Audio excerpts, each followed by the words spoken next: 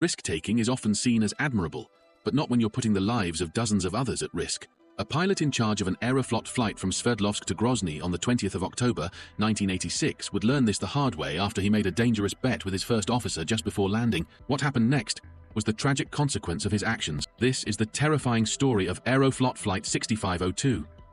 Aeroflot Flight 6502 was a scheduled flight from Kostlovo Airport in the city Sverdlovsk, now known as Yekaterinburg.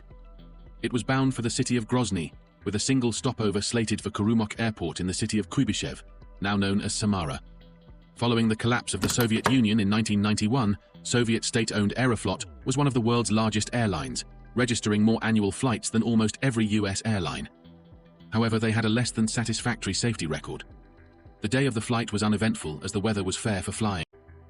On the flight were 87 passengers and 7 crew members, including flight captain Alexander Kluyev, first officer Gennady Zhirnov, navigating officer Ivan Mokhonko, flight engineer Kyuri Kamzatov, and 3 flight attendants.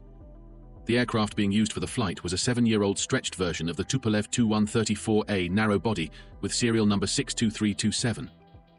It commonly houses around 72 passengers in a single-class configuration, but was operating above its original passenger limit on Flight 6502 due to Aeroflot's seating configuration.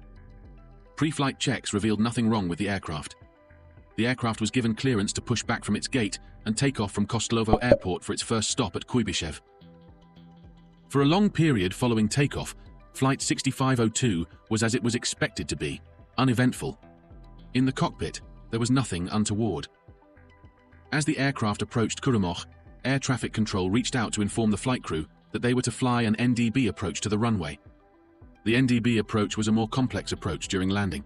Compared to an ILS approach, which tells the pilots important atmospheric vectors and where they are in relation to the correct flight path, an NDB approach only offers lateral guidance and no complete landing information on any single instrument, meaning the pilots would have to use the automatic direction finder to tune the NDB beacon, amongst other important actions.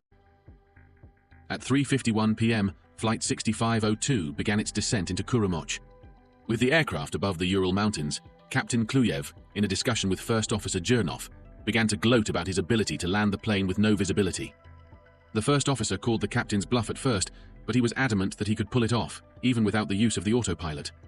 This eventually led to a bet between both men in the presence of the 2 others in the cockpit who decided not to contest the decision. Had they spoken up, they could have averted the disaster that was about to befall them. In order to make sure the bet was solid, the cockpit windows were curtained by the flight engineer at the captain's request, to prevent him from seeing the ground 1,300 feet away. As it stood, the captain had just decided to complete a blind landing using only his instruments and disregarded the earlier advice from the controller to complete an NDB approach. The aircraft continued its descent and was now approaching its decision altitude. At this point, the flight engineer began to feel that the aircraft may slowly be losing control and asked for the curtains to be raised from all the cockpit windows, calling for the bet to be cancelled.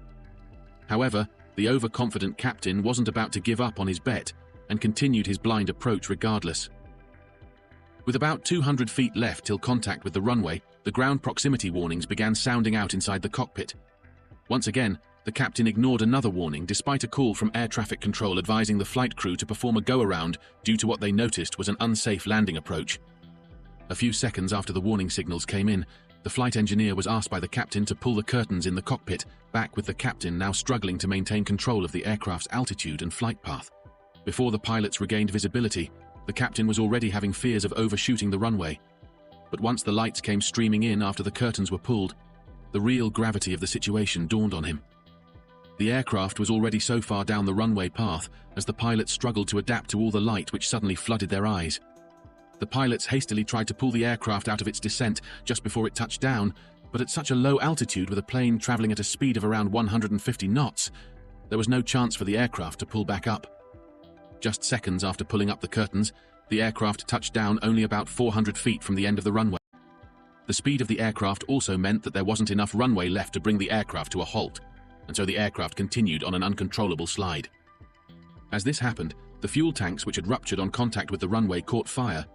As the aircraft ran out runway, its fuselage flipped over as the slide continued on for another 1,700 feet before it burst into flames. Tragically, 63 of the passengers on Flight 6502 died almost immediately from the impact and the resulting fires. 7 of them survived the initial impact, but subsequently lost their lives in the hospital due to the severe injuries they had sustained. The first officer, realizing the state of the cabin behind him, had quickly rushed to save as many people as he possibly could. However, while doing this, he inhaled a lot of the toxic fumes from the fire and became decapitated, needing to be rescued himself. Sadly, on his way to the hospital, he suffered a cardiac arrest. The captain, on the other hand, survived with relatively minor injuries and was promptly arrested after admitting that his foolish bet had led to the horrific crash. The complete story behind Aeroflot Flight 6502 was hidden for quite some time by Soviet government officials, including pictures from the crash. However, pictures from the wreckage were eventually leaked. This raised questions about accountability within the Soviet government ranks.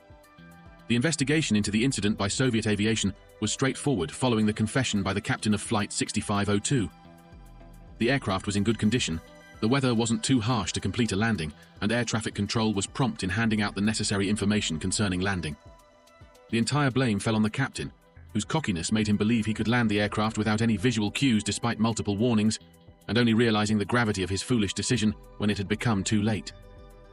Psychological evaluations may reveal that the captain had become overconfident due to having completed a number of previous flights without any mishaps.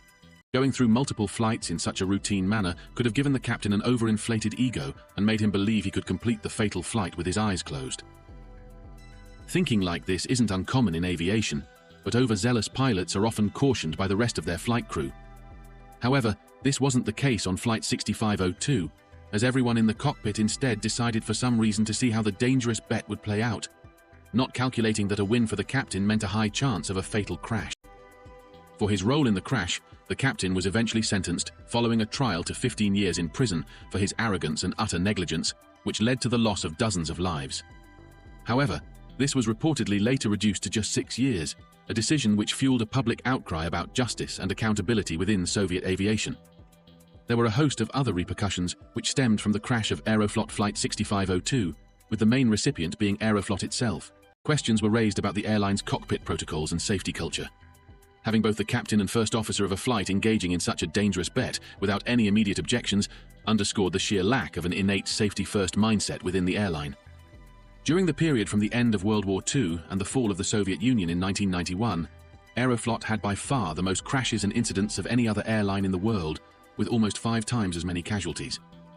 Such numbers underlined the airline's lack of dedication to safety, either through its unprofessional pilots or its use of poorly maintained aircraft. The incident thereby culminated in a thorough review of Aeroflot's training procedures, safety protocols, and the psychological aspects of its flight crews to make its future flights safer. In broader terms, the events on Aeroflot, Flight 6502, led to discussions about aviation safety, with the importance of crew resource management, the role of cockpit discipline, and the need for stringent future oversight all being examined by the aviation community.